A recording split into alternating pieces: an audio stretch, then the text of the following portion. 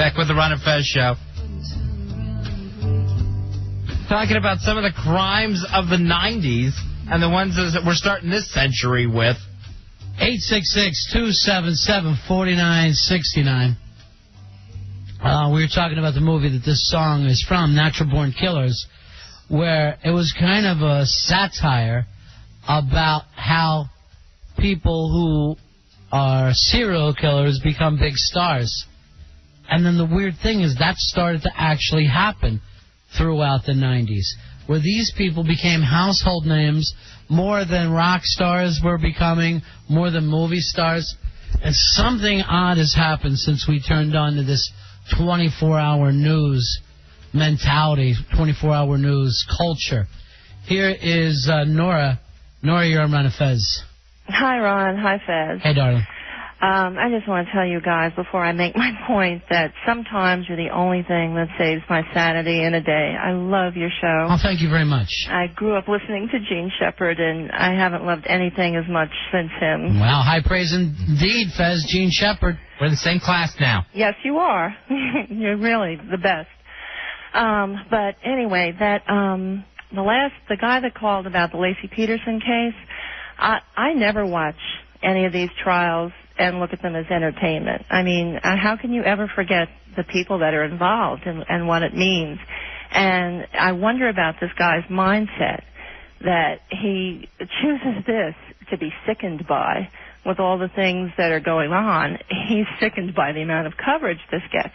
I think you're right that their attractiveness factors into it, but also it's because of the level of betrayal that it involves. It's something... But, you know, I mean, in every murder that goes on in this country, there's a backstory. And you certainly don't get more than just a few moments on television if that person happens to be black and killed in the south side of Chicago. That's just...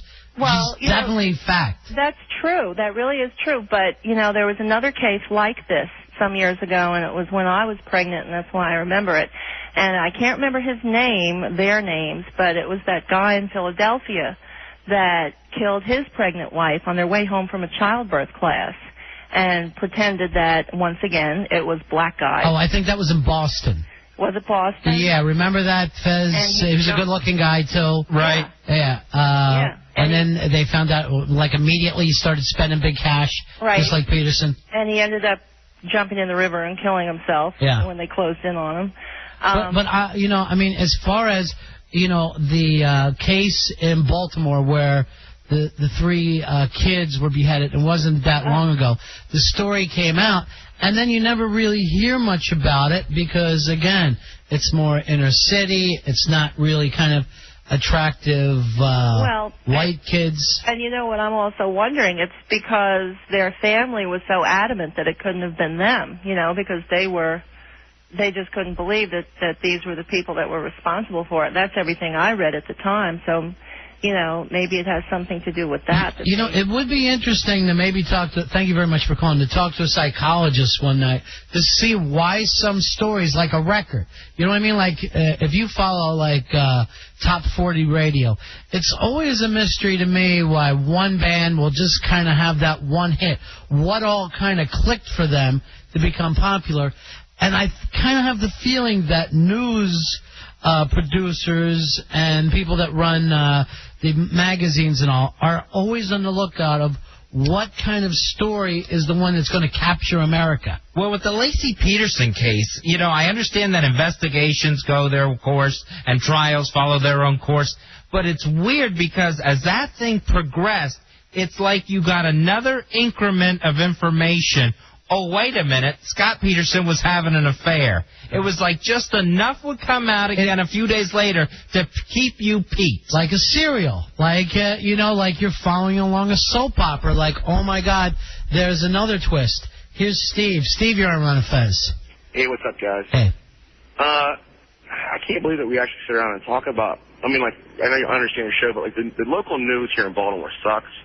And, like, Ralph Nader talks about local news and how... Well, first of all, local news in every market is embarrassing. Every market. I mean, you would think if you went to New York, L.A., or Washington, Chicago, it would somehow be more sophisticated. It's the same as if you're in Akron, Ohio, or Birmingham, Alabama. Yeah. It's embarrassing. And, like, I read, Ralph Nader. That's, like, one thing he's, like... I mean, I'm not... Go ahead. I think Ralph Nader's a smart guy, but, like, that's one thing, a pet peeve of his, like... He talks about local news and how it sucks and how it's ridiculous and how they... whether you agree with Ralph Nader's politics or not, never kid yourself thinking that he's some kind of wacko or idiot. He's a really, really bright guy and a very moral man as well. Exactly. We ain't buying it, but that's who he is. Also, another thing, one crime that happened, I guess, last year. Yeah. But you don't really hear that much about, which I'm kind of surprised because, I mean, Phil Spector he's like a musical legend. You know what? And I never hear anything about that. Here's something interesting. Dominic Dunn, I just read his column in the last Vanity Fair, and Dominic Dunn is a guy who lost his daughter. She was murdered, and that's why he kind of became... He wasn't like a kind of court reporter before that happened. He started to get very involved in trials after going through the trial of his daughter. And he was at this new hip restaurant in L.A., and he looks over, and this is just this month, and Phil Spector is there on a date with this woman who kind of is about the same age as the girl that died that night. And nobody was, like, reacting like, oh, my God, can you believe this? Phil Spector seems to, for whatever reason, and money is a big part of it, has all the freedom in the world. Yeah, Phil Spector seems to go back and forth where it's like, all right, we have evidence that he didn't do it. We have evidence that conclusively says he does it. Yeah. That one is very weird. Here is Mark. Mark, you're on Fez. Hey, guys. Well, I think a lot of this has crossed into entertainment because a lot of these stories are just so fantastic and just amazing. But I wanted to go back to O.J., which I think was probably the height. But I remember leading up to it that year there was the Michael Jackson case. Wasn't there the Woody Allen divorce? And the Menendez brothers. And those are all, like, amazing stories. The Menendez brother was a big murder story. Some of the other ones, you would think, well, Woody Allen, that story is really a celebrity story more than a crime story. But a lot of these people, like whether it's the Menendez or whatever, you would have never heard of them if not for the crime. O.J., the thing about that kind of worked is here was a guy that America loved, and then this hideous, terrible crime happened, and nobody suspected O.J. on the day that it happened. Oh, I remember, when they said that her body was found. I mean, the joke was, can you imagine if O.J. did this? Yeah. Here is Julie. Julie, you're on the Ron and Fez show. Hi. Hi, Don. The thing that really upset me last decade was when Susan Smith put her two little boys in their car seats and sent them into that lake. Yeah, that was... And I had two little boys at the time. They're older now, of course. But right. And I just remember thinking how horrific that anybody could ever... And then she did a whole kidnapping thing and said, oh, my kids were kidnapped, that was one of those things where, of course, you hear every detail of what happened to these kids, and your natural human thing is to go, oh, my God, can you imagine being locked into a car seat? You kind of picture it from that viewpoint. Exactly. And just thinking about what these kids went through. Yeah. And then my stomach. Then you have the other guilt of... Because you're watching the mother and you're like, oh, my God, what she's going through, I can't imagine. Then you find out it's her. So that almost like brings your rage up more.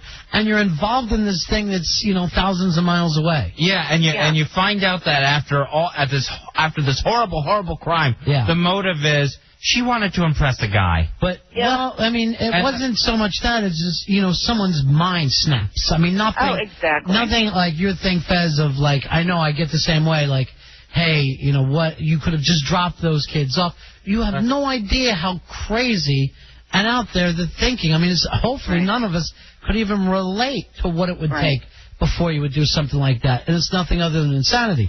Getting back to, like, the news part of it, though, it's the same thing when you're watching the war in Iraq. Why does the media grab when we've had 1,000 people die in Iraq already? How many of their names can you actually come up with? Yeah, Pat Tillman. Pat Tillman is the big one because he kind of went in there as a celebrity. But so many of the stories get, 3 killed today in Iraq. A copter goes down. You feel terrible as it happens, and then you kind of let go of that. But here in this Laci Peterson trial, you're still following along because the media is still following along. And it's really odd for us to give that up. Here is Mike here on Fez. Yeah, Ron and Fez, how you doing? Calling the gang, my friend. Hey, I got to tell you guys, when you first started, I didn't really enjoy your show, but you're great common sense radio. I got to tell you that. We slowly grow on people. That's our thing. Yeah, you sure do. Yeah. I just want to say something. The Peterson case, you said it. It's about money, and it is, because out in the same area that Laci Peterson floated up on the beach, a young lady from El Salvador disappeared like 2 months prior to her, who was also pregnant and had a 5-year-old child.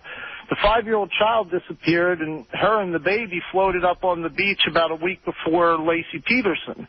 And no one ever heard about that. But the Peterson case and the case of Ramsey, one of the reasons the media is so involved is because in the beginning, when those people disappeared, they had the contacts and the money to get the media involved immediately, and it caused the whole thing of him looking for her and the whole bit, and then to find out he was involved, society just gets to the point where they're angered by it. Yeah. And it snowballs from there. Well, to me, one of the weird parts is, Scott Peterson, a fertilizer salesman, and now the thing got so sensational that he had the same lawyer that Michael Jackson had. Yeah. Because it's good for a lawyer. If you're a lawyer, you want the case where everybody's watching, because that takes you up for the same reason why if you're an actor, you want a primetime show or a blockbuster movie. The lawyers will find themselves going, how do I get a case like this? And most of them only get 1 or 2 their entire life. Here is Ebony here on Ron Fez. Hey, basically what that guy just said is absolutely true. I was watching, can't remember if it was like The View or something, but they had a court TV analyzer, and she was just saying how that a lot of cases that happen around holidays will get covered more or be like national news if they happen like at Christmas or after a weekend or something like that. And another thing is those families pay for those press conferences, and a lot of minorities, they don't have press conferences because, A, their families are running from the law, or they're in the country illegally. And, again, there was another woman who disappeared right around the same time as Laci Peterson did, and she was pregnant as well, but she was African-American, besides the El Salvadorian lady, and they haven't found her body or anything. Yeah, and it just doesn't seem like people catch on to those kind of stories because they're there. They're every day in the paper. Every night on the news you can find out about a murder. Some of them go on to kind of be hits where they're being played, on a rotation. And other ones get a few spins, and it feels like they just go, hey, this one isn't catching fire. We'll move on to the next one. And the Peterson one, long before it's even over, long before the trial started, it had its made-for-TV movie with TV Superman Dean Cain. Yeah, that's really odd that happens, or why anybody would think that would be interesting to people, would be entertaining to people, like you need it more. John, you're on Fez. Hey, how you guys doing? Yeah. First of all, I want to say that observation that you guys grow on people is absolutely true. I mean, you get hooked to it after a little while. Yeah. I think it's all about how Caucasian and attractive a person is and how much it kind of matches to what a Lifetime movie of the week would look like. Yeah, I mean, when you think about it, sometimes it's probably the same thing of why certain people get a movie career or a TV career. If you kind of look like a star, like Tom Cruise was blessed with those genes, then you've got a better chance. I'm not saying that, he was born to be a star, but he had a much better chance than if he was, a short, fat guy or whatever. Well, if you're watching Laci Peterson and the trial, and let's say it's a TV show. Yeah. I mean, Scott Peterson looks like a cocky, arrogant killer that walks in the room. Yeah, it kind of makes it easy for you, like when they would make it easy for you when you watch a television show and you go, that guy did it, I can tell. You know, when you're watching a regular drama, you feel smarter for going, you know what, he's a little too wise-ass for my taste. He's perfectly cast. Here's Christopher, you're on Fez. Yeah, I'm backtracking a bit here. First of all, how you doing, Mr. Ron and Mr. Fez? We're okay, my friend. How are you tonight? I'm doing pretty darn cool. I just want to backtrack a bit. Going to Columbine High School, I want to talk about how much it changed schools today. You can't go to a school anymore that don't got a fence around it and an on-school deputy and metal detectors, and you can't bring a butter knife in for your lunch without getting in trouble. And I was just thinking about, man, I remember we used to throw cherry bombs down the freaking toilet bowls and have firecrackers in the lockers. And if you get caught, you got a couple of days of detention. You know, no big deal. Go out to the soccer field at 3 o'clock high, have a 10-man fight. Got caught, got a few days detention. Now, shoot, you get caught with firecrackers in school, you're going to blow it up and terrorist and, you know, all and now they arrest kids for drawing pictures, the same kind of sick pictures we used to draw. They take the kids out of school for saying to somebody, I'm going to kill you, which used to be, you know, type of thing. But we can forget, after Columbine, they started emptying schools all over the country because some kid would call in a threat or whatever just to get a couple days off. And people were petrified in this country. Remember the kid they kicked out for pointing his chicken finger or something like it was a gun? He said, bang. Like, kids play guns. That's just like adults play guns if you watch movies. And when I was little, I would play guns, and I'm sure you grew up the same way. Whether it was cowboys and Indians, cops and robbers, or Nazis, as we always used to play. But, you know, now they just completely panic over that stuff. Here's Rob. Rob, you're on Fez. Hey, what's up, buddy? Hey, buddy. Hey, you guys were talking about how, like, nobody can name a single dead soldier from the Iraqi war or what have you. Yeah. Well, there's a newspaper organization that keeps track of every face, picture, and bio of every dead soldier since, like, active combat started. Yeah, but we're not even talking about something that they're going to, you know, run along that way, because I've seen that.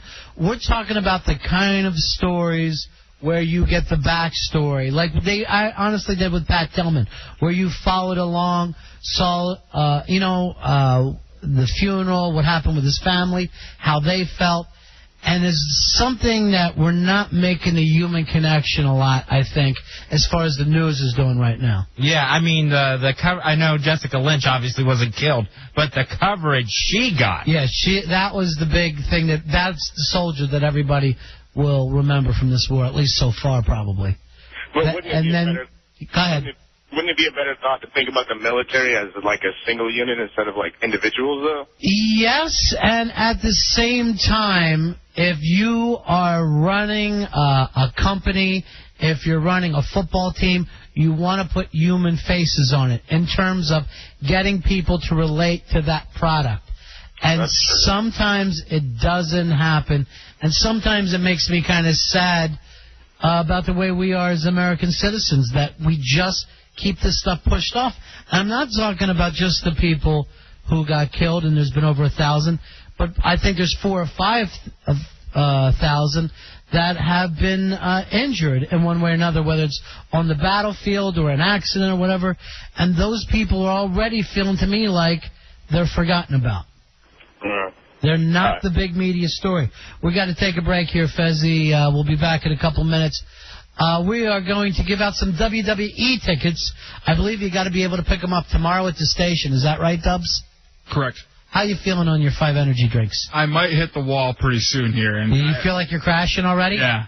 Well, we have some more if you need to pick yourself up for the hideout. I may need to do that. Maybe I'll snort them this time. So you raced up and then found yourself coming down quick. Yeah. It was a mad sprint and then fatigue now. Maybe if you would have staggered it where it wasn't 5 in a row. In the chug-along. If you would have done one every half hour or 15 minutes, might have been a better deal. I was living in the moment. We're going to be back in just a few moments, and we're going to give out those WWE tickets. You're listening to the Ron and Fez Show.